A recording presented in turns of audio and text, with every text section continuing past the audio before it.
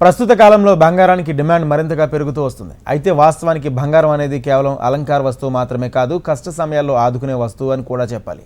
ఎందుకంటే చాలామంది బంగారాన్ని కష్టమైన పరిస్థితుల్లో వచ్చినప్పుడు బ్యాంకులో ఉంచి లేదా ఆర్థిక సంస్థల నుంచి పర్సనల్ లోన్స్ పొందగలుగుతున్నారు. ప్రస్తుతం చాలామంది ఇలాంటి రుణాలు పొందుతున్నారు. ఈ క్రమంలోనే ఇలాంటి రుణాలు పొందే వారికి తాజాగా కేంద్ర ప్రభుత్వం శుభవార్త తీసుకొచ్చింది. అయితే ఆర్థిక పరిస్థితులు సరిగా లేనప్పుడు కష్టకాలంలో బంగారాన్ని బ్యాంకులో పెట్టి రుణాలు పొందుతున్నారు ఖాతాదారులు. అయితే ఇటువంటి ఖాతాదారులకు ఇటీవల కేంద్ర ప్రభుత్వం శుభవార్త తీసుకొచ్చింది. ఇక నుంచి కస్టమర్లు బ్యాంకులో పెట్టిన బంగారంపై ఎలాంటి గ్యారంటీ పత్రాలు ఇవ్వాల్సిన అవసరం లేదట. మరీ ముఖ్యంగా ఈ నిబంధనలు అర్బన్ కోఆపరేటివ్ బ్యాంకులలో అమలు చేశారు. అదేవిధంగా ఇప్పటి వరకు బంగారంపై కేవలం 2 లక్షల రూపాయల వరకు మాత్రమే రుణాలు పొందారు. కానీ ఇప్పటి నుంచి ఆ పరిమితిని 2 లక్షల నుంచి 4 లక్షలకు పెంచినట్లుగా తెలుస్తుంది.